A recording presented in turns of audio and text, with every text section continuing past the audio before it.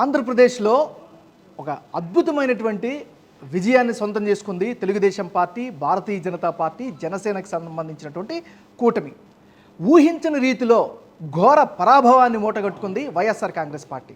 ఇది అందరికీ ఇప్పుడు ఆకర్షిస్తున్నటువంటి అంశం. అయితే ఈ ఎన్నికల ఫలితాల్లో మరో అద్భుతం కూడా ఒకటి జరిగింది.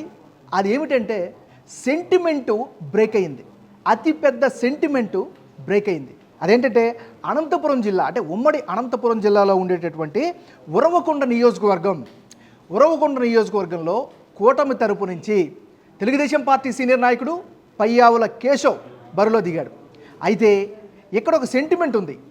ఉరవకొండలో ఎవరైతే గెలుస్తారో ఆ పార్టీ అధికారంలోకి రాదు అనేటటువంటి ఒక సెంటిమెంటు రాజకీయాల్లో కొనసాగుతూ వస్తుంది.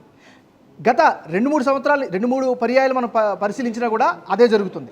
గతంలో 2019లో రాయలసీమలో 52 నియోజకవర్గాలు ఉంటే అందులో కేవలం తెలుగుదేశం పార్టీ 3 స్థానాలు మాత్రమే గెలిచింది.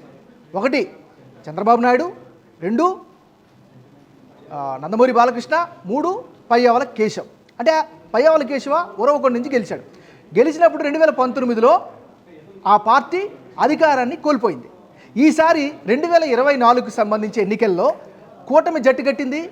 ఖచ్చితంగా గెలిచి తీరుతామని శపథం పలికింది. దానికి తగ్గట్టుగానే విజయాన్ని కూడా సాధించింది. అయితే ఈసారి ఉరవకొండలో గెలిస్తే మా పరిస్థితి ఏమిటి అని సొంత పార్టీ నాయకుల్లోనే ఒక చర్చ అయితే కొనసాగింది.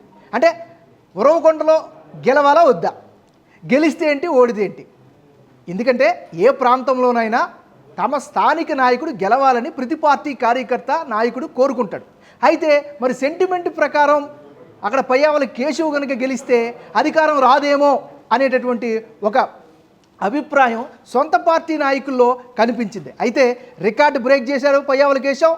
ఉరవకొండలో తన అపోనెంట్ పైన 21,704 ఓట్ల భారీ మెజారిటీతో ఆయన విజయ దుందుబు మోగించాడు. అయితే ఉరవకొండ స్థానాన్ని కూటమి కైవసం చేసుకోవడంతో పాటు ఉరవకొండ గెలవడమే కాదు, ఆంధ్రప్రదేశ్ చరిత్రలోనే ఒక అద్భుతమైనటువంటి ఘన విజయాన్ని సొంతం చేసుకుంది కూటమి. అంటే ఇప్పుడు రాజకీయాల్లో రెగ్యులర్గా వస్తున్నటువంటి ఒక సంప్రదాయాన్ని ఆయన బ్రేక్ చేసినట్లుగా అయింది.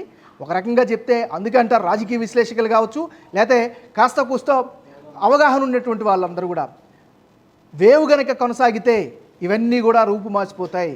వేవ్ అనేది కనుక స్టార్ట్ అయితే అన్ని లెక్కలు, అన్ని ఈక్వేషన్స్ కూడా తారుమారు అవుతాయని చెప్తూ ఉంటారు. దానికి తగ్గట్టుగానే ఈరోజు ఉరవకొండలో పయ్యావుల కేశవ్ విజయం. అయితే ఇక్కడ ఇంకొక విషయం చెప్పుకోవాలి ఏంటంటే కేశవ్ 2019 నుంచి కూడా ఇప్పటికి కూడా అదే నియోజకవర్గంలో స్థానికంగా పనిచేశాడు, ప్రజలకు అందుబాటులో ఉన్నాడు, సమర్థవంతమైనటువంటి ప్రతిపక్ష నాయకుడిగా, ప్రతిపక్ష ఎమ్మెల్యేగా అక్కడ ఆయన సమర్థవంతంగా పనిచేశాడు. స్థానిక నాయకులను కూడా కలుపు వెళ్ళినటువంటి పరిస్థితి కనిపిస్తుంది. ఇక చివరిలో భారతీయ జనతా పార్టీకి సంబంధించిన క్యాడర్ కావచ్చు, జనసేన పార్టీకి సంబంధించిన క్యాడర్ కూడా ఈయన పయ్యావుల కేశవ్ విజయానికి మనస్ఫూర్తిగా పనిచేసినటువంటి పరిస్థితి కనిపిస్తుంది. సో ఏదేమైనప్పటికీ కూడా ఈరోజు పయ్యావుల కేశవ్ ఒక చరిత్ర సృష్టించాడు అనేది చెప్పక తప్పదు.